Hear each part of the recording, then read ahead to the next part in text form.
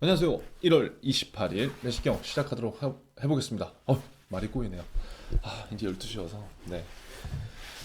자, 여러분, 1월 달도 거의 다 지나가고 있어요. 한 달을 이제 마무리하는 시점인데, 어때요, 여러분? 잘 하고 있나요? 저도 뭐 눈코 뜰 새 없이 정말 바빠요. 바쁜데, 이게 좀 하다 보면 허우적될 때가 또 있는 것 같아요. 우리가 사람이니까. 그런데 그런 때도 있고 이런 때도 있고 우리가 뭐 모든 것을 로봇처럼 퍼펙트하게 할 수는 없지만 그럼에도 불구하고 우리가 가야 될 방향성은 지금 명확하기에 한번 열심히 한번 해보세요. 그리고 여러분들 그 지금 면접 준비를 꼭 해야 됩니다. 왜냐면 지금 저희 학생들하고도 수업을 하고 있지만 어 이제 모의 면접을 많이 보는 게 굉장히 중요해요. 왜냐면 우리가 자소서에서도 자소서를 내가 잘 못 쓴다? 이게 어렵다? 성장 과정 어떻게 써야 되느냐? 장단점 어떻게 써야 되느냐? 그러니까 이론적으로는 이제 너무나 많이 들어서 알고 있다는 거죠. 근데 중요한 건 그러한 것들을 왜 하는지가 굉장히 중요한 거예요. 자소서를 통과하려고 지금 여러분들이 자소서를 열심히 하는 게 절대 아니라는 거를 꼭 명심하셔야 됩니다. 뭘 뭐 때문에 하는 거예요?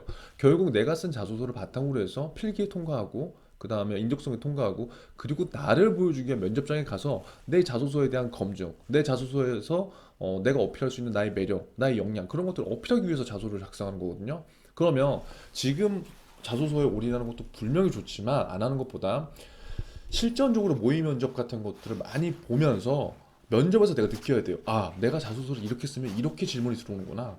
내가 자소서를 이렇게 쓰면 이러한 식으로 나를 표현할 수 있겠구나. 그러한 것들을 여러분들이 뼈저리게 느끼고 그것들을 자소서에 보완하고 나의 색깔을 만들어내는 연습들을 하면 굉장히 좋아요. 그래서 지금 뭐 코로나 때문에 여러분들끼리 스터디를 하는 것도 좀 제한될 수 있지만 이런 그 줌을 통해서 하는 모의 면접이나 아니면 뭐 취업 지원 센터나 이제 그런 것들 그런 데서 해보는 것도 꼭 한번 해보시고요. 뭐 저한테 뭐 신청을 해도 되지만 그런 것들은 뭐 무료 이벤트가 있을 때 신청하시면 되고 아무튼 어떠한 경로를 토대로 통해서 그 면접을 꼭 지금부터 보세요. 그래야지 여러분들이 정말 원하는 기업에 저는 좀 더 취업을 빨리 할 수 있을 것 같다는 생각이 들거든요. 그래서 면접 준비 꼭 하시면 좋겠어요. 그러니까 지금 무슨 어떻게 면접 준비를 해? 그럴 수도 있지만 아마 모의 면접을 지금부터 보는 분들은 그걸 알 거예요. 왜 제가 이런 얘기를 하는지.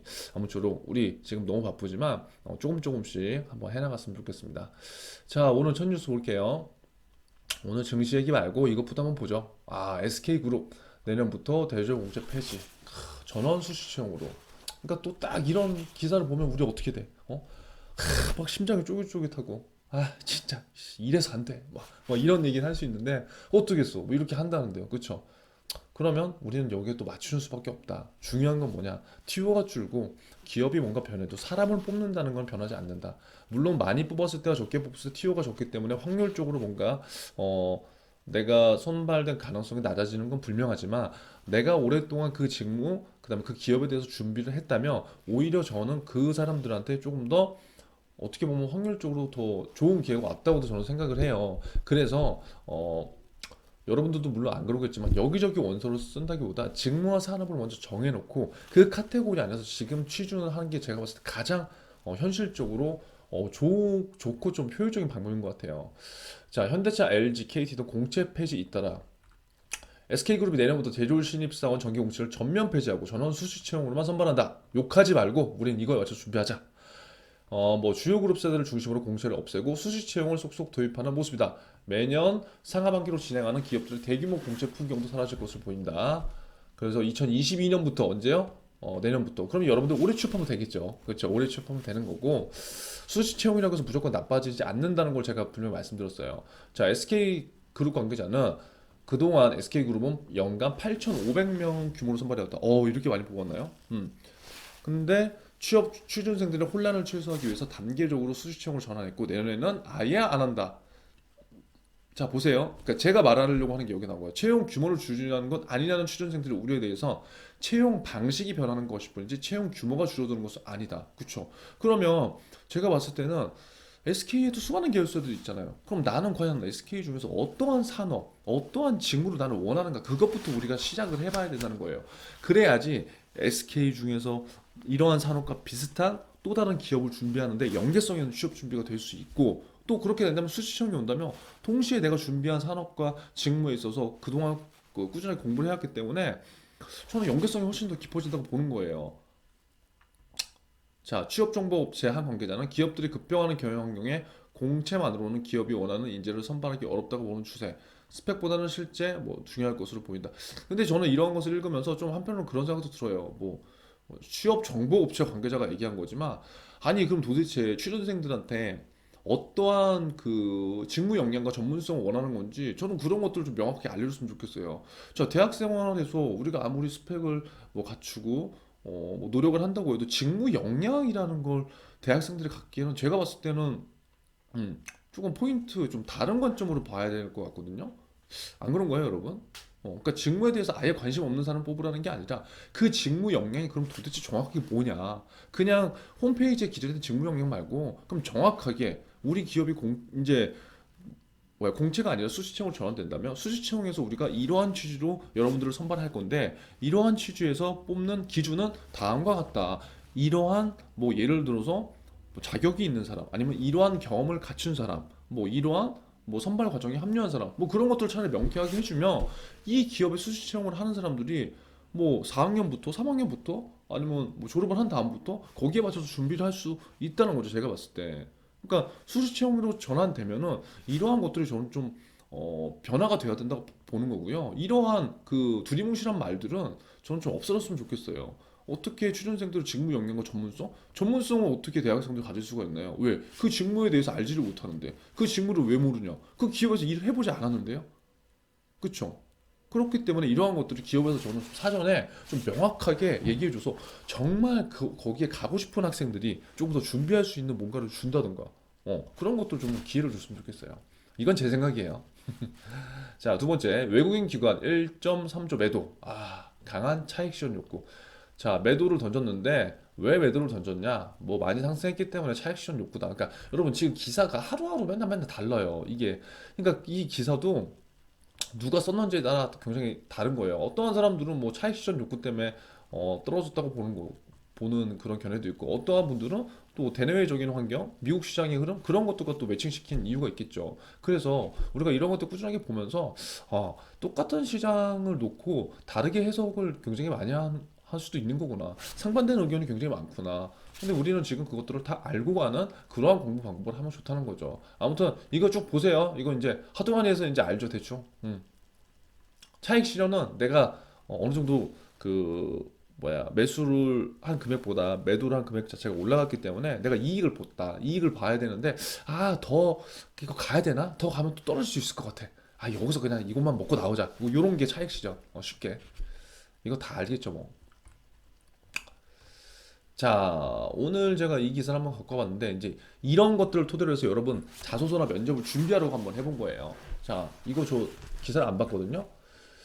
자, KB국민은행 대출 성장률 6% 목표 리딩뱅크 사수. 자, KB국민은행은 올해 대출 자산 성장률 목표치를 최대 7%로 잡았대요. 대출 자산 성장률 목표치를 최대 7%로 잡았다. 여러분 이런 말 굉장히 생소하죠. 그러니까 이런 말들도 알아야 돼요. 그러니까 대출을 무작정 뭐 늘린다? 뭐 그런 게 아니라 여기에 그 숫자가 나와 있잖아요. 최대 7%. 그럼 내가 자소서를 쓸 때 여러분 맨날 지원 동기 어렵다. 나 도대체 무슨 말을 해야 되느냐. 이런 거 하면 돼, 이런 거. 이게 소재예요, 이게. 이게 신문을 토대로 해서 금융 이슈를 뽑고 이거 금융 이슈를 내 자소서나 면접 때 사용할 수 있는 나만의 무기를 만들 수 있다는 거죠. 자, 국민은행에서 이걸 사용하게 되겠죠. 왜? 국민은행이 올해 대출 자산 성장률 목표치를 최대 7%로 잡았대요. 그럼 내가 이걸 알고 있는 사람과 모르는 사람은 정말 큰 차이가 나요. 그리고 개인금융, 유비라고 국민은행은 선발을 하지만 그 안에 기업금융으로 가는 사람들은 여신을 다룰 건데 여신에 관련 있는 지금 하나의 키워드죠. 그렇죠? 자, 건전성과 이익 창출을 모두 고려한 수치예요. 그러니까 건전성도 중요하고 이익 창출도 중요하기 때문에 이 두 가지를 다 잡을 수 있는 수치가 몇 퍼센트다? 7%다. 그러면 저 같으면 국민은행에 만약에 하반기 때, 상반기 때 안 나올 거지만 하반기 때 간다면 이 7%, 그다음에 건전성, 이익성을 바탕으로 한 1분 자기소개를 저 같으면 할 것 같아요. 어, 어. 아니 그냥 이거 제 생각이에요. 저는 이런 걸 풀어낸다고요. 작년 성장 추이에 비하면 속도 조절에 나선 것이나 다름없지만 목표 설정 기준이 되는 명목 경제 성장률 전망치 3%를 크게 상회한 수치로 주목된다. 그러니까 명목 경제 성장률 전망치가 3%인데 7% 잡았다. 그러니까 엄청나게 높은 수치라는 거예요. 26일 금융업계에 따르면 국민은행 올해 대출 성장률 목표를 6에서 7% 범위 내에 설정했다. 작년 한 해 국민은행의 대출 성장률은 9.8%였네요. 와, 근데 그럼에도 불구하고 지금 낮게 잡았잖아요. 다만 최근 저금리 기조가 지속된 만큼 요금을 예금을 확대하기 어려운 경제 환경을 고려한 상당 수준이다. 그러니까 이게 무슨 말이냐면 여러분 다 알죠? 다 알죠? 그러니까 이런 거죠. 이게 왜 안 될까요? 봅시다. 그러니까 이런 거지 뭐. 지금 누가 보더라도 저금리잖아요, 저금리. 그쵸? 저금리죠. 금리가 낮죠. 그럼 요금을 예금은 뭐예요? 뭐 수시 입출 고심 예금 그런 종류라고 보면 돼요. 그냥 왔다 갔다 돈을 뺄 수 있는 종류. 그러니까 금리가 낮은데 사람들 은행에 돈을 맡기겠어요? 안 맡기지. 너무나 당연하죠. 그러니까 이러한 저금리 시장 환경 고려하면 작년에 9.8%였지만 7%도 괜찮다. 뭐 그런 걸로 보면 될 것 같아요. 작년 국민은행은 이례적으로 대출 자산이 증가했대요. 왜? 코로나 발발하고 유동성 확보 수요가 증가한 탓에. 그래서 2020년 한 해의 성장 목표치 3%로 잡았지만 이건 상반기에 초과 달성했다. 그럼 작년에 국민은행이 잘한 건 뭐다?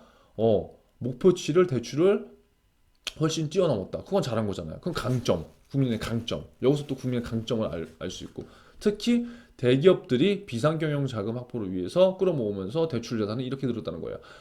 그러니까 상반기에는 코로나 사태로 인해서 뭐 중소기업도 있지만 대기업들이 비상경영 자금을 위해서 이렇게 늘은 거고 하반기에는 전세자금 대출이나 실용대출이 늘은 거고요. 그렇죠? 대출 자산 성장률이 높아졌지만 이것들을 상반기와 하반기로 쪼개보면 이러한 이유들은 달라진다는 거죠. 그리고 실용대출도 이렇게 늘었고요.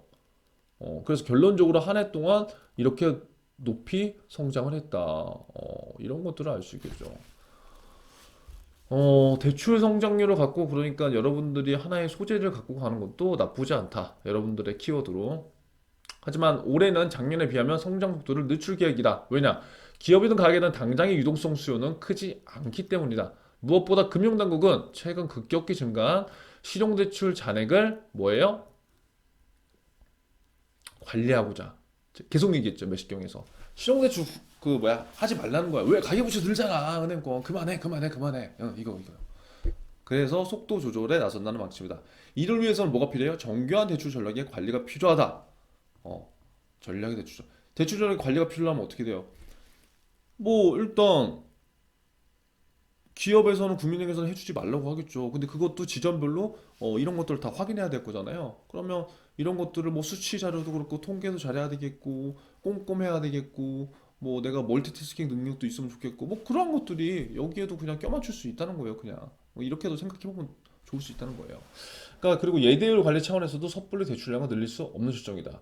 국민은행의 예대율은 작년 말 기준으로 99.9%. 물론 기존 100%를 하회하고 있지만 신예대율 산정 시에 가계대출, 가정치 이렇게 적용된 점을 감안하면 예수금을 추가로 확보해야 돼요. 다만 예수금 성장 추이는 우하향. 작년 한 해 동안 예수금 증가율은 7.4에서 이렇게 줄었대요. 그래서 중요한 건 국민은행은 눈이 너무 아프네요. 리딩뱅크 지위를 사서기 위해선 대출 자산을 무지하게 줄일 수는 없었다. 국민은행은 지금 리딩뱅크의 그 타이틀이 굉장히 중요하기 때문에 이거를 위해서 대출 자산을 무지하게 줄일 수 없었다. 실제로 올해 국민은행의 순이익 목표치도 상향 조정됐대요. 이런 건 너무 어려우니까 여러분 너무 어려운 거 그냥 그렇구나 그냥 하고 그냥 넘어가면 돼요. 뭐 크게 이건 중요한 거 아니니까. 그래서 대출 성장률도 대출 성장 유지하는 그런 것도 있구나. 근데 국민은행이 뭘 잘했지? 상반기에는 이걸 잘했고 하반기에는 이게 괜찮았구나. 여기서 국민의 강점이 이러한 거구나. 그럼 여신을 하는데 대출 성장률이 왜 중요하지? 이런 것들 우리가 한 번씩 살펴볼 필요가 있을 것 같습니다. 아무쪼록 오늘은 15분 안에 마칠게요. 이제 항상 또 하던 대로 15분. 요거 못했는데 요거는 내일 한번 해보도록 하겠습니다. 아무쪼록 오늘도 여러분 활기차게 힘차게 보내시고요. 저는 일을 마무리하고 이제 또 12시가 다 됐으니까 밀린 일들을 하고 취침을 해보도록 하겠습니다. 화이팅 하세요.